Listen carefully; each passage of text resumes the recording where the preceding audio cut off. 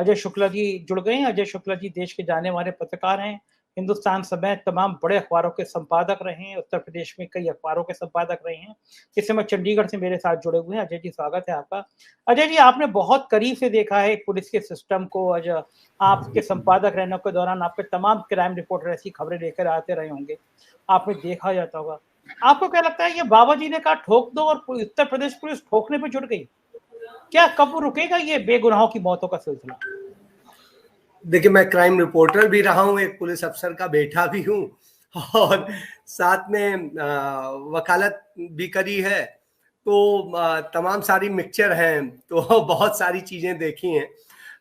सबसे बड़ी बात यह है कि उत्तर प्रदेश पुलिस आखिर ऐसा करने क्यों लगी इतना ज्यादा। एक जमाना होता था, दीपक भैया बताएंगे, हम लोग साथी देखे हैं उस दौर में, कि एक छोटी सी भी घटना हिरासत में हो जाती थी तो इतना बवाल मच जाता था, सरकार चिंतित हो जाती थी और परेशान होती थी। आज स्थिति है कि सरकार असंवेदनहीन है। क्यों है? क्योंकि ठोकने का निर्देश किसने दिया है? संत शिरोमणि महाराज योगीनाथ ने। तो अजय सिंह बिष्ट जब योगी आदित्यनाथ बनते हैं तो उन्हें सबको ही नमन करता है कि वो योगी हैं, और निश्चित रूप से एक योगी से एक संवेदनाओं की उम्मीद करते हैं। रामचरितमानस कहता है, संत हृदय नवनीत समाना। हमें तो कहीं नवनीत नहीं दिखाई दिया, जो नवनीत दिखाई दिए हैं वो आपके सामने है। तो शेष चीजें हैं कि स्थितियां ये हैं कि जब वो कहते हैं ठोक दो, तोड़ दो, ये कर दो, तो फिर पुलिस वही करेगी ना। और उन्होंने अफसरों को ये छूट दी, अफसरों ने नीचे किया और वो निरंकुश हो गए। आज यदि वो चाहे भी तो अंकुश में आने वाला दिखता नहीं है, क्योंकि सब जान रहे हैं कि योगी जी का क्या हश्र होता दिख रहा है और क्या स्थितियां हैं। तो ऐसी स्थिति में आप देखिए ना, किसी चीज में, जैसा कि कहा रणविजय ने, बिल्कुल सही है कि किसी चीज में नंबर 1 हो ना हो, एनसीआरबी भारत सरकार की संस्था है, वो कहती है कि हिरासत में मौत के मामले में उत्तर प्रदेश अव्वल है। किस दौर में? योगी जी के दौर में। फर्जी इनकाउंटर्स की शिकायत के मामले में जो पहुंची हुई हैं मानवाधिकार आयोग से लेकर तमाम संस्थाओं तक, वहां पर कौन अव्वल है? सरकार कह रही है, भारत सरकार के आंकड़े कह रहे हैं कि उत्तर प्रदेश नंबर 1 है। तो योगी जी का राम राज्य में तो मतलब अब कुछ भी हो सकता है, और ये जो राम राज्य है वो निश्चित रूप से ठोक देने और पीट देने का है। जब तो फिर मार दो, कैसे भी मार दो, होना कुछ है नहीं। थोड़े दिन के लिए, आईवास के लिए किसी को सस्पेंड कर दिया या किसी कुछ हो जाएगा। आप मुझे दिखाइए एक भी जो हिरासत में मौत के मामले हैं उनमें कितने लोगों को के खिलाफ चार्जशीट हो गई और कितने के खिलाफ जो है कितनों को सजा हो गई। मुझे तो एक भी नहीं दिखाई दे रहा है। तो उसकी अपेक्षा तो जो हालत चल रही है, जो स्थितियां चल रही, क्यों सरकार बचाव में उतर आती है? मैं विकास दुबे का समर्थक नहीं हूं, क्योंकि एक अपराधी को उसके अपराध की सजा मिलनी चाहिए, लेकिन कानून के शासन के तहत मिलनी चाहिए, न्याय व्यवस्था के तहत मिलनी चाहिए, ना कि कायरतापूर्ण तरीके से सजा दी जानी चाहिए। बिल्कुल ठीक बात है, एकदम ठीक बात है। तो कुल मिला करके आप बच्चों को पकड़ के मार देते हैं कि कहीं यहाँ इटावा में मार दिया उसको, कहीं मार दिया किसी को, कहीं मार दिया किसी को। कहा आपने बहुत बड़ा इनकाउंटर्स कर दिए हैं, उनमें अवार्ड्स भी मिल गए हैं, हमें पता चला है आउट ऑफ टर्न प्रमोशन का भी हो गया है उनमें, जिन जिन लोगों ने मारा है। तो साहब इतनी बहादुरी आप लोगों ने तो दिखा दी। हाँ, बिल्कुल ठीक बात है। अजय जी बिल्कुल सही कह रहे हैं। मैं आपके पास दोबारा आऊंगा। रवि, बहादुर बताने लगेगा अपराध करने वालों को तो यही होगा। कुछ गुंजाइश लग रही है आपको व्यवस्थाओं में सुधार की, या सब कुछ ऐसे ही चौपट रहेगा? देखिए संजय जी, सबसे बड़ी चीज, आप उत्तर प्रदेश की पुलिस की वेबसाइट पे चले जाइए। वो साइट कहती है, दावा करती है कि इंटायर वर्ल्ड सबसे बड़ी पुलिस फोर्स है। इंटायर वर्ल्ड सबसे बड़ी पुलिस फोर्स होने के बाद आज उसकी स्थिति क्या है? टॉप 10 में कहीं नाम नहीं, 10 छोड़िए 20 में नाम नहीं। तो मैं ये कहता हूं कि दीपक भाई ने 2-3 पुलिस का जिक्र किया था, मैं उसके अलावा बताता हूं। नीदरलैंड की पुलिस है।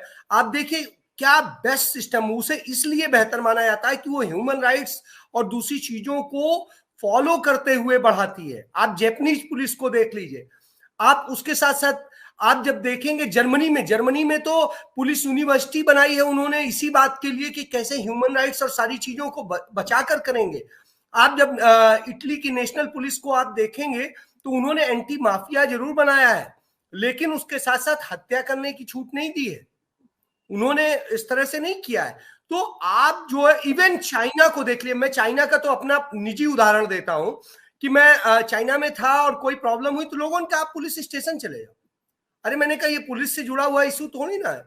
उनका नहीं, वहां आप कुछ भी जाओ तो आपको मदद मिलेगी। मैं वहां गया पुलिस स्टेशन में, और पुलिस स्टेशन में देखा कोई व्यक्ति यदि भूखा है, उसके पास खाने के लिए पैसे नहीं है या कहीं जाना है उसके पास में साधन नहीं है, वो पुलिस स्टेशन जाता है और पुलिस उसको खाना भी खिलवाती है, पुलिस वो भी करती है और आपके घर तक छोड़ती है। तो ये सारी चीजें आप ये देखिए कि जहां ये सारी बातें होती हैं तो वहां पर आप इस तरह से देखते हैं कि कैसे और क्या करके आपकी मददगार होती है। उत्तर प्रदेश पुलिस जो इंटायर वर्ल्ड सबसे बड़ी पुलिस फोर्स होने का दावा करती है, उसकी स्थिति ये है कि मैं एक उदाहरण अपने क्राइम रिपोर्टिंग के दौर का देता हूं, और मैं रविकांत जी और रणविजय जी से इस जगह ना इत्तफाकी रखते हुए मैं दे रहा हूं। मैं घटना बताता हूं, मैं क्राइम रिपोर्टर होता था जागरण का, अलीगंज थाना होता था, हेमंत त्यागी वहां एसओ होता था और अखिल कुमार वहां एएसपी थे, सीओ थे। राजेश कुमार राय उस समय एडिशनल एसपी ट्रांसगोमती थे और एसएसपी थे सुबेश कुमार सिंह। मैं वहां जाता हूं तो उन दिनों मोबाइल का जमाना नहीं था, नया नया आया था, कुछ लोगों के पास था और नहीं, मतलब वो चल नहीं रहा था। मैं जाता हूं तो बाइक खड़ी करता हूं, उसमें लेकर के एक पुलिस का बंदा होता है, उससे बहस हो जाती है। वो कहता है इधर नहीं, बाहर खड़ी करो, ये खड़ी करो, और इसी को लेके उससे हो जाती है। वो मुझे एक थप्पड़ मार देता है। निश्चित रूप से मुझे भी गुस्सा आना था। बहरहाल स्थिति हो जाती है, तब तक एसओ साहब निकल आते हैं और वो आते हैं, अरे नहीं मैं माफी मांग रहा हूं, ये है वो है लेके जाते हैं, और ये तुरंत उसके खिलाफ जो है वो कर देते हैं और तुरंत सस्पेंड कर दिया जाता है और सारी चीजें होती हैं। उसके बाद में वो कहते हैं इसे जेल भेज दे। साहब मुझे लगता है कि क्या ये मैं सही कर रहा हूं या गलत कर रहा हूं। मैंने कहा ठीक है, वो मुझे जानता नहीं था, उसने थोड़ा सा अभद्रता इसलिए की क्योंकि मैंने तो कोई गलत काम किया नहीं था। थाने की उसी जगह मैं पार्क कर रहा था बाइक जहां पर दूसरे पुलिस के लोग पार्क कर रहे थे। तो अब इन सब के बाद में स्थिति होती है, सुबेश कुमार सिंह मुझसे कहते हैं कि क्या क्या चाहते हो।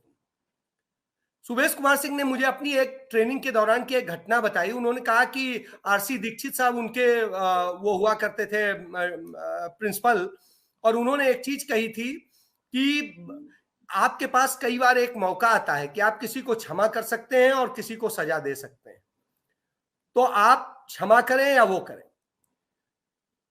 मैंने कहा मैं उसके खिलाफ कुछ नहीं चाहता हूं।